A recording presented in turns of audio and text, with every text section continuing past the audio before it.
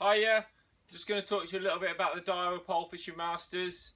That was held at Tunnel Barn Farm last year. I remember I was chatting to Tom Scully and Matt Godfrey when they were talking about the Daiwa Pole Fishing Masters being created, and they talked about it being at Tunnel Barn. And I was sort of like mixed opinions of that, if I'm being quite honest, because I actually think Tunnel Barn's a great fishery. I think it epitomises commercial fishing in the UK at the best level, where there is, I'm going to say, everything's very well set out. There's all the different lakes have got loads of fish in them. Most of the lakes you can touch an island. The pegs are decent. The access to the pegs are all very good. And then you sit down and you have a day's fishing, and I think a lot of people are happy to go there. Personally, it doesn't suit my style of fishing. F1 fishing, sort of like touching islands and that, even though I've done quite a lot of it, I don't enjoy it, and I don't sort of like get into it in the same way as I do other types of fishing. However, what it does pose for me personally is a massive challenge, because I'm fully aware that there's anglers up and down the country that are better than me at it, so I'm really desperate to sort of prove myself and do well. Last year I was really pleased. There was about 70 or 80 on the festival, and I managed to come 6th, which you can't moan at all. Picked up a nice amount of money. I had 2 wins in a second. I really couldn't complain at that at all. This year I was just thinking, well, if I can get in the top 12, which is what they pay, it'll be a result. That to me was the result. Now, you may be watching this thinking, well, that's strange, because Lee's obviously quite ambitious, and often he wants to win the match or whatever. Of course I want to win the match. Of course I want to win the match. Of course I want to win the festival. Everybody does. But I have very realistic expectations for myself, and I am very aware that there's a few anglers there that are probably going to be very difficult to beat. So I'm going to need a little bit of a rub to get a result. That's the way I sort of look at it on the way down. Maybe I'm doing myself an injustice, but that's how I feel anyway. So on the way down, I was travelling with Ben Fisk, who does quite a lot of shallow fishing and fishing to islands, and I like to listen to what he's got to say when I can eventually get him to talk, and he says some quite interesting things about the types of fishing, so I know that he's going to be very good at it. So that was quite interesting listening to him on the way down. When I drew my peg, this is where I had a bit of luck. You're probably thinking, what, all the time? No, I had a bit of luck this time. I drew peg 48 on high, which I know is a reasonable peg. It's not, I suppose there's lots of good pegs on the complex, but it's a reasonable peg, definitely. You can't complain at it at all. The bit of luck came because I was on peg 2 in the Drennan Knockout Cup, which is actually only about 3 or 4 pegs away, and I had a first-hand view of peg 48 when I went and fished the Drennan Knockout Cup. So because of that, I was really clued up with what was happening on the lake. Now, on the Drennan Knockout Cup, I won my section with £85, something like that, but I fished a terrible match. I fished well for the first hour. I fished well in the last hour. In the middle, I just lost my way. I didn't know what to do to keep up with the fish. And Andy Geldart, who was on peg 50 that day next to me, I was probably £40 clear of him at the halfway stage. He ended up beating me by about 12 ounces. And I thought he fished a really nice match to keep the fish coming, whereas he didn't have the best of starts. I had a good start and couldn't keep him coming. So I thought maybe if I combine a little bit of what I saw from Andy and what I saw from my own, I might be able to catch a bit more. And that was why I felt it was a good draw, because I had a little bit of information about the area. Because there was going to be a lot of areas on the lake that I wouldn't have known anything about. So my plan was all based around shallow fishing, if I'm being honest. Last time I felt that I caught some fish shallow and I felt they backed off away from me. So in my head, I felt, well, if I could catch them short to start with and then maybe chase them out into the lake, I will be able to keep catching for the duration of the day. So I thought if I start at around 6 sections, which is about 6 metres or so, 7 metres, and then catch what I can there, when they're there, I'll be able to catch them really quickly because it's short. And of course, as bites die, maybe just add a section on or half a section and just see if you can keep picking them off and off as you go further out. That was my interpretation of the peg. I also had, I had the option of fishing underneath where I was loose feeding the casters. The only problem with that is, if you're going to chase the fish out, you're actually using that area as a big spread. So you've got to be careful when you're fishing underneath them. You only want to be doing that in an area that you've possibly been feeding them all the time. So I had to watch out for that one, but I did plumb a rig up for fishing on the bottom at various locations if I needed to. I had a rig for some meat, short, like about 5 metres, just throwing in a few pieces now and again. Andy caught nicely on that last time, so I thought that gives me a little option. I had a rig for starting short with pellets, just to get me off to a little start while I was waiting for the fish to come shallow. And I had a nice margin to fish down to my left, so I thought, that's the spot for me. I'll plumb up there to possibly fish with some ground bait or something like that, and then you can go from there and you'll catch a few fish. But as it happened, that wasn't how it panned out. So the match started, and like a bunch of gnomes were all like that, right? Fishing off a top kit, straight down, trying to get a bite on a pellet. I had one fish after 12 minutes. I had 5 or 6 little tiny skimmery things, but they were literally non-counters. They were that. I think half of them come off trying to ship them back. Waste of time. And it looked similar, to be fair. The chap to my left, Chris Weeder, he'd started down the edge at about 5 or 6 metres into the corner, and he had 8 or 9 fish, and to be fair, he was motoring, and I thought, got work cut out here. And I thought, right, I'm going to go shallow, and as I've thought that, I've seen Ben Fisk ship out, who's 2 pegs to my right, ironically, shallow. And I thought, I'll just give him a chance to have a go shallow first, gives my shallow a little bit longer, and he'll tell me if the fish have come shallow or not. And as I was hooking a pellet up to go back in down here, I could see Ben's elastic coming out. So I thought, right, forget that. Let's go and have a go shallow. So I went out shallow. Now, shallow's quite interesting. I like to fish, I've got one here actually, handily. I like to fish with the Preston Pink floats, okay? They're like a small dibber type float and they're in line here at the top. That is massive, right? It's all, for me, that is the most important thing when you're going to fish really shallow for F1s, having an inline float. And the reason is, I don't want to get any tangles. I don't want to be tangling at all whilst I'm fishing, okay? And with that, it means I won't get any tangles because the line can't wrap back over itself. Sometimes I'll ship out, you know, and you can see it sort of flipped up. You just jiggle your pole and it unravels itself because there's nothing to catch on. And that's why that's so important on that type of float when you're fishing really shallow. And I had some rigs set for 20 inches, 15 inches and 10 inches. And it was just about trying to find where the bites were. Got off to a great start. Absolutely mullered them for an hour after that initial 15 minutes. Really did catch well. Mainly at 6 sections. Did have to start going out to 7 sections at the end of that hour. 9 hollow, which again is really interesting. You hook a fish on 9 hollow, just ship your pole back. You don't even need to look where it is because it's so soft, it's so stretchy, you can just let it go. However, it's not one of those elastics that just stretches and bottoms out. As it gets towards the end of its stretch, it definitely tightens up dead steadily and the fish seem to stop and come back towards you. And every time I break down, and as I'm pulling like this, 2 pulls on the puller, and the fish is netted as quick as that. And it really was a chance to get into a rhythm and get going. And I had a really nice hour, to be honest. Now, as it happens, I put my first hour and a half's worth of fish in one net. They went £50. That's how well my first hour and 15 minutes went after I came off that short line. Really must have caught well. Now bites were starting to fade. Now, this is where, after last time, I thought, right, I'm not going to let this happen. And within the course of an hour, I went from 7 sections to 13 metres, okay? Literally just creeping on and on because I could feel 1 or 2 fish, they'd go. 1 or 2 fish, then they'd go. So creeping on, and I kept catching them. And it was nice. I just kept nicking an odd fish. Going into the last hour, it was starting to look a bit bleak. You know, I couldn't go any further to catch them. So I dropped underneath at that long distance where now I'd probably had 2 hours worth of feeding at this distance, and I caught a few fish underneath it, which was nice. Not loads, not going to lie to you. I had to go in the edge, I had to go right across and didn't really catch on either of those. Just nicked an odd one down there, you know, over my bait.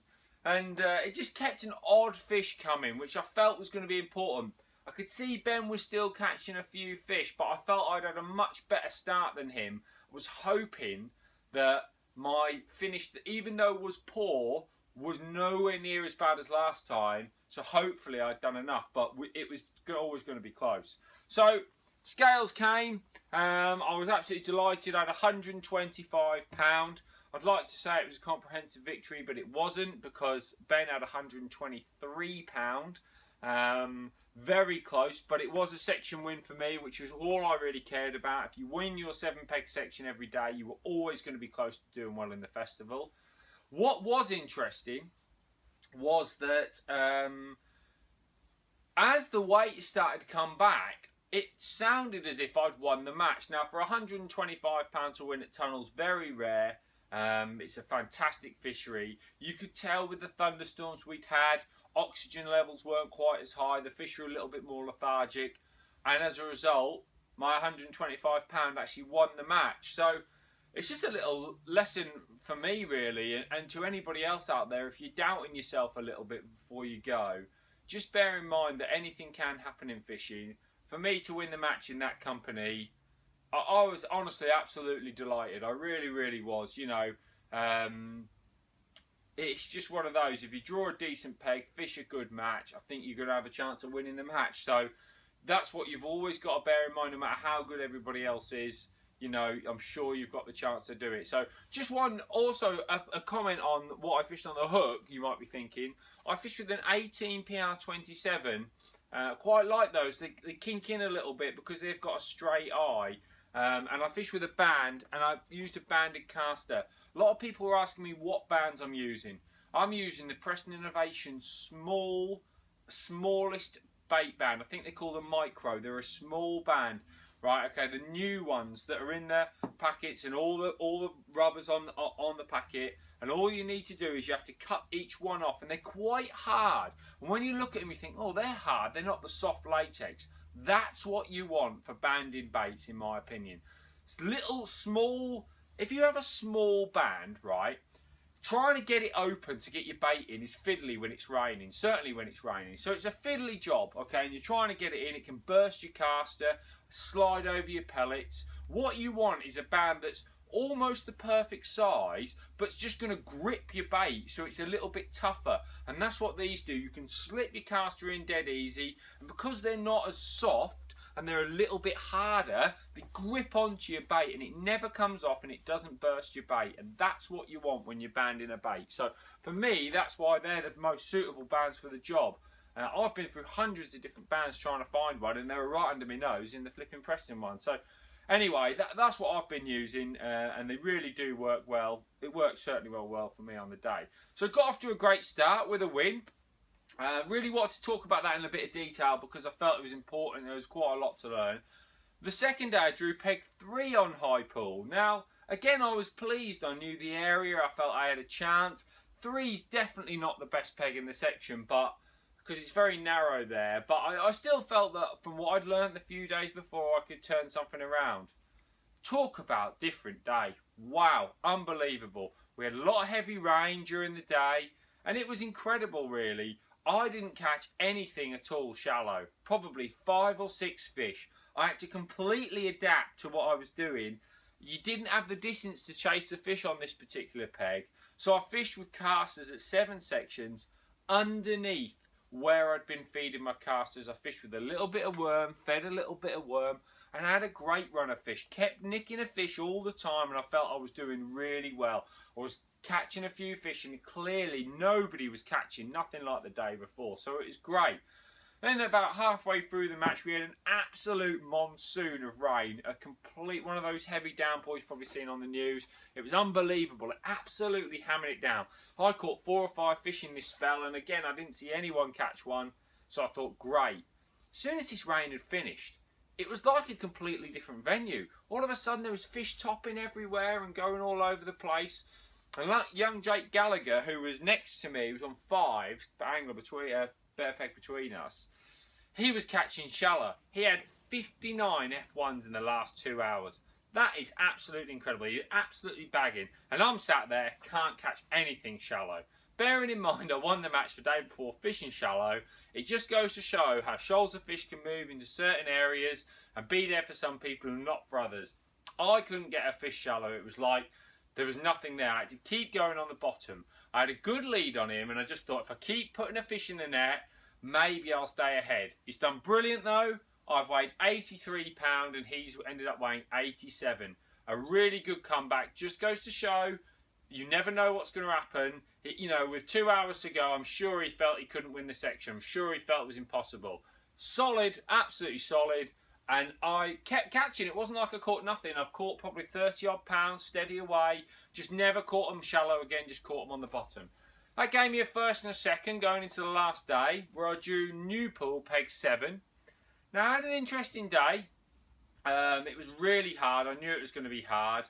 Just had to nick fish really. Nicked 1 or 2 shallow. Nicked 1 or 2 short on pellets. Nicked 1 or 2 short on meat. 1 or 2 down the edge on meat. Underneath my casters. I just had to keep nicking one all day. I never ever had an arrival. I finished with £47 and 55 won the section, so I was really, really disappointed. I mean, this had like £10 next to me. Tells you how poor it was. And there wasn't many fish in the area. But could I have had that? I'm sure I could. I heard people saying at the end they were catching well down the margins with worms. I didn't feed worms down the margins. I stuck with meat. Now, was that a mistake? Possibly. These are the things that you have to learn. When you're going fishing a lot, when you're on it, when you feel what's going on with that sort of fishing, maybe you'd clock that, right? And I obviously didn't. I kept nicking the fish and I felt I was doing well when nobody's catching anything. £47. So it was a little bit disappointing finish. I finished second. Gave me a first, like I say, winning the match, and 2 seconds. You can't complain at that in that company. Brilliant company. Best anglers in the country at that game, no doubt, are there. Finished 9th overall, paid the top 12. Ended up winning over £1,000 from the 3 days. From a personal point of view, I cannot complain at that at all. I was absolutely delighted, really, to make the frame 2 years running and to have a good, consistent set of results. I can't complain. Got to say a big well done to the top 2. Andy Bennett beat Des Ship on weight by 2 ounces. 2 ounces over 3 days. That is incredible. Unlucky to Des. Brilliant for Andy. I don't care what anybody says. He is the king at that game. No doubt in my mind. He is the best at that commercial F1 kart fishing.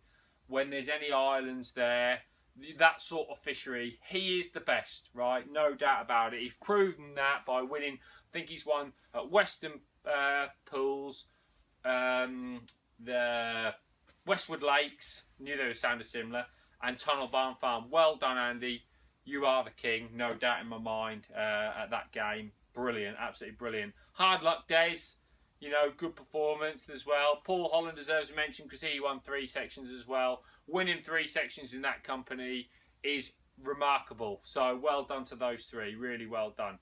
Okay, guys. Well, I've got a... just one thing before I go. A massive well done to Ben Fisk for winning the Fishermania qualifier at Partridge Lakes. I went with him at the weekend. Ben had an up and down festival after that first day.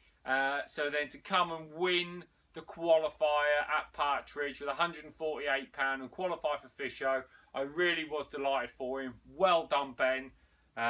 Brilliant, absolutely brilliant. I will be supporting you in the final 100%, mate. So absolutely brilliant. I was really pleased for him there. My match went quite well. Oh, actually, I was next to the king, Andy Bennett, and that's how hard it was. We both really didn't catch a great deal. I had £75. Andy's peg wasn't as good as mine, and well, after a couple of hours, he realised he was not going to go any good, so he went for a walk and packed up. That's what you have to do sometimes. That's actually not a bad attitude, I have to say, because you know, when you're on pegs that can't catch anything, you often learn more by going and watching those that are catching fish. So don't ever consider that. I ended up catching £75. Never going to do any good, but I had a nice day's fishing. So like I said, my peg was better than his. That does go to show sometimes how peggy these places can be. You know, but I had a nice day nonetheless, so I can't really complain at that. But anyway, well done to Ben. Look, I'll catch up with you soon. I'm starting my natural water fishing now at last, so I'm looking forward to the next few weeks of that. Catch you later, bye.